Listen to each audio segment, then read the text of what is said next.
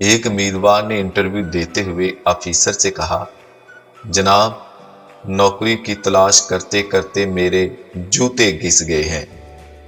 Officer ने गुस्से से कहा, तुम इंटरव्यू के दरमियान ये बात कोई 10 बार दोहरा चुके हो।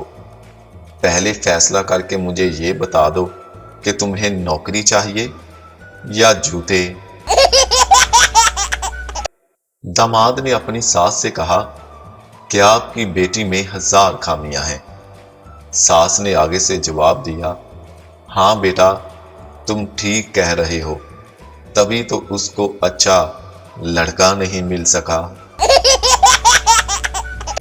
एक सरदार जब अपने घर आया तो उसका मुंह सूजा हुआ था।